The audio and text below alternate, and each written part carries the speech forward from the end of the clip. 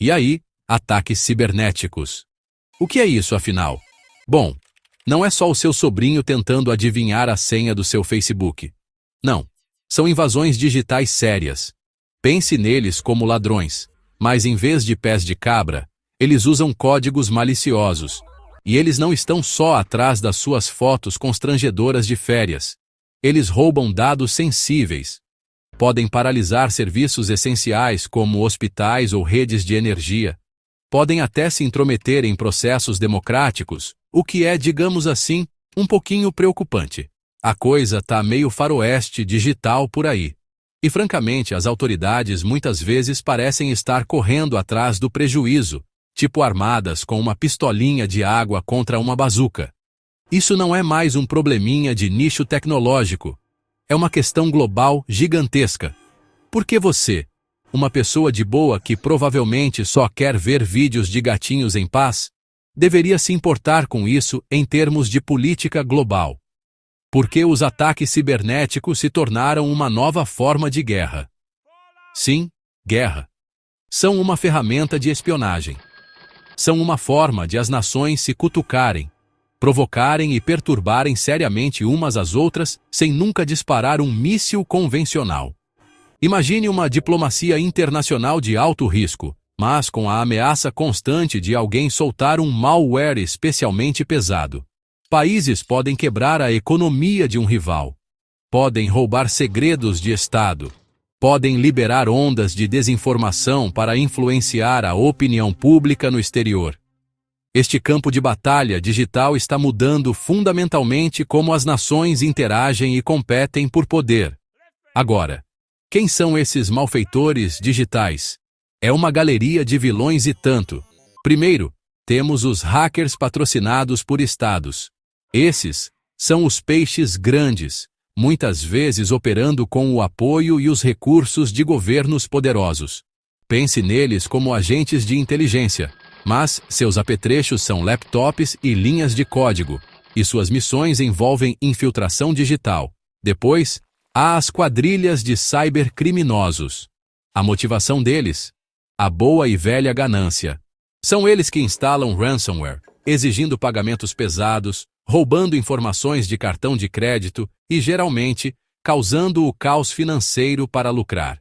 E não vamos esquecer os hacktivistas, que usam suas habilidades técnicas para protestos políticos, às vezes vazando documentos sensíveis para expor irregularidades ou se manifestar.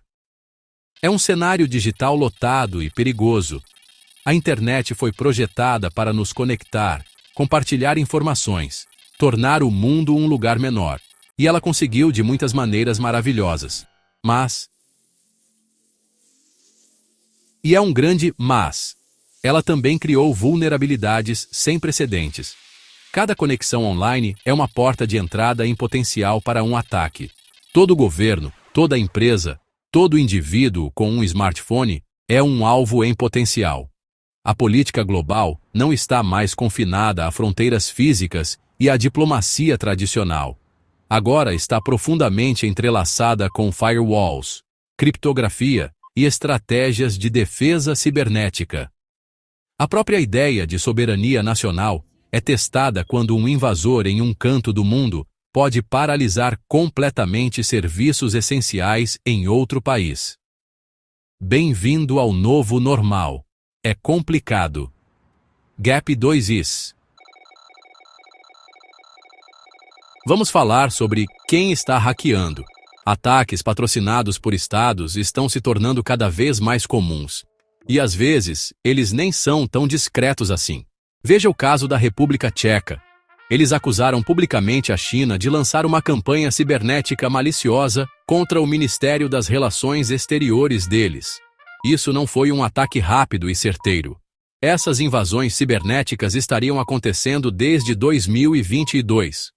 O suposto autor foi um grupo conhecido como APT-31, que foi associado ao Ministério da Segurança do Estado da China. Essa é uma acusação séria para se fazer contra uma superpotência global. Os tchecos até convocaram o embaixador chinês. Dá para imaginar que foi uma reunião divertida e nada tensa, né? E o que esses hackers estão mirando? Cada vez mais, não são apenas segredos corporativos ou e-mails de celebridades. Eles estão atrás de infraestrutura crítica e serviços governamentais. Nos Estados Unidos, vários órgãos governamentais estaduais e locais foram duramente atingidos. Em abril de 2025, o Departamento de Qualidade Ambiental do Oregon teve suas estações de inspeção veicular paralisadas por um ataque cibernético. Sim, hackers impediram as pessoas de legalizarem seus carros para circular. A Defensoria Pública Federal no Arizona sofreu um ataque de ransomware, paralisando sua rede. Esses incidentes não são falhas técnicas pequenas. Eles interrompem serviços públicos essenciais, dos quais as pessoas dependem todos os dias. É o caos via teclado. O prejuízo econômico pode ser enorme. Veja os ataques recentes a grandes varejistas no Reino Unido, como Co-op e Marks & Spencer em Kent, que ocorreram em maio de 2025. Esses ataques cibernéticos causaram interrupções significativas em suas cadeias de suprimentos. Os consumidores não conseguiam comprar itens essenciais. Imagine tentar fazer compras no supermercado e encontrar prateleiras vazias porque algum hacker anônimo decidiu causar o terror à distância. Isso não afeta apenas o lucro de uma empresa. Impacta as economias locais, corrói a confiança do consumidor e destaca o quão vulnerável nosso dia a dia é às ameaças digitais. Sua capacidade de comprar 1 litro de leite agora pode depender de uma cibersegurança robusta. E aí vem o pesadelo de sempre vazamento de dados. Quando a Marks & Spencer foi alvo, não foram apenas suas operações que sofreram. Os invasores conseguiram roubar informações pessoais do banco de dados de clientes da empresa. O CEO confirmou a violação. Embora a empresa tenha afirmado que não havia evidências de que os dados roubados tivessem sido compartilhados, isso é um consolo fraco para os clientes cujos dados pessoais estão agora em mãos desconhecidas. Da mesma forma, um ataque de ransomware no condado de Gooding, Idaho, em março de 2025, potencialmente comprometeu dados pessoais sensíveis dos moradores. Esse vazamento constante de informações privadas é um custo social sério, transformando dados pessoais em mercadoria para piratas digitais explorarem. Gap 2.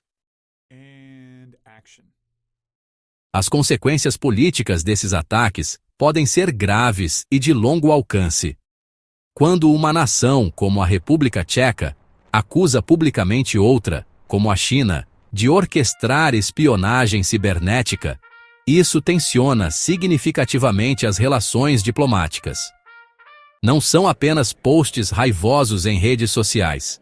São incidentes diplomáticos formais que podem levar a sanções, expulsão de diplomatas ou um longo período de relações estremecidas. Naturalmente, a parte acusada, neste caso a embaixada chinesa, negou qualquer envolvimento, seguindo o roteiro padrão. Mas o dano à confiança e à cooperação internacional já está feito. O clima político global se torna mais desconfiado, mais volátil, com as operações cibernéticas sendo agora um fator-chave. Economicamente, o estrago vai muito além dos custos imediatos de um ataque. Sim, empresas perdem receita com o tempo de inatividade e gastam fortunas na recuperação e no reforço das defesas. Mas, considere o impacto mais amplo.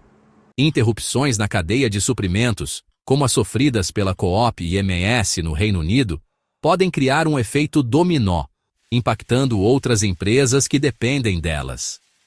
A confiança do consumidor despenca. Se as pessoas não podem confiar que as empresas protegerão seus dados pessoais ou fornecerão serviços confiáveis, elas podem ficar receosas em gastar. O investimento estrangeiro também pode ser desencorajado em países percebidos como tendo uma infraestrutura de cibersegurança fraca. É uma vulnerabilidade econômica significativa no cenário mundial. Socialmente, esses ataques cibernéticos cultivam uma atmosfera de medo e desconfiança. Quando serviços governamentais essenciais são interrompidos, como vimos com as estações de inspeção veicular no Oregon, ou a Defensoria Pública no Arizona, isso afeta diretamente os cidadãos comuns, e pode minar sua fé nas instituições públicas. O roubo de dados pessoais, um tema recorrente em muitas violações como o incidente da M&S, deixa as pessoas se sentindo vulneráveis, ansiosas e expostas. Há um custo psicológico significativo. Somos constantemente bombardeados com avisos para ficarmos vigilantes, criarmos senhas complexas e únicas para tudo, desconfiarmos de cada e-mail e link. É francamente exaustivo e contribui para uma sociedade mais tensa e menos confiante. As implicações de longo prazo para a política global são verdadeiramente profundas. Estamos testemunhando o rápido surgimento de um novo e distinto domínio de conflito, o domínio cibernético. Este é um território amplamente desconhecido. As regras tradicionais de engajamento que governam a guerra convencional muitas vezes não se aplicam perfeitamente aqui. Como uma nação responde apropriadamente a um ataque de um adversário que pode ser difícil de identificar com certeza? Quais ações no ciberespaço constituem um ato de guerra? Essas são as questões complexas que tiram o sono dos formuladores de políticas internacionais e especialistas em segurança. A proliferação de capacidades cibernéticas ofensivas está inegavelmente mudando o equilíbrio global de poder. A comunidade internacional está, felizmente, começando a acordar para a dimensão desse problema. É meio como um despertador em câmera lenta, mas está tocando. Quando a República Tcheca apontou o dedo para a China por ataques cibernéticos, não foi um incidente isolado recebido com silêncio. Outras nações e organizações, incluindo Polônia, União Europeia e OTAN, condenaram publicamente a campanha cibernética maliciosa. O chefe da política externa da UE pediu explicitamente à China para impedir tais atividades, observando que os Estados-membros da UE estão cada vez mais na mira. A OTAN enfatizou a importância de aprimorar as capacidades e a resiliência cibernética coletiva. Isso sinaliza um consenso crescente. Ameaças cibernéticas são um desafio global compartilhado. Consequentemente, implementar medidas robustas de cibersegurança não é mais um luxo ou algo secundário. É uma necessidade absoluta. É o equivalente digital a fortificar sua casa, mas em escala nacional e internacional. Governos e organizações do setor privado estão agora correndo para erguer defesas digitais mais fortes. O Centro Nacional de Cibersegurança do Reino Unido, por exemplo, emite regularmente alertas sobre táticas em evolução, como criminosos se passando por suporte técnico de TI, um truque diabolicamente simples, mas eficaz. Especialistas em cibersegurança continuamente lembram o público sobre a higiene digital básica. Mude suas senhas com frequência, use senhas únicas e complexas, e mantenha um ceticismo saudável em relação a comunicações não solicitadas.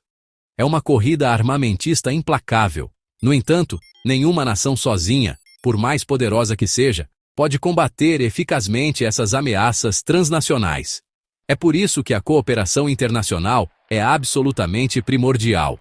Cybercriminosos e grupos de hackers apoiados por estados operam com um desrespeito flagrante pelas fronteiras nacionais, explorando a natureza global da internet.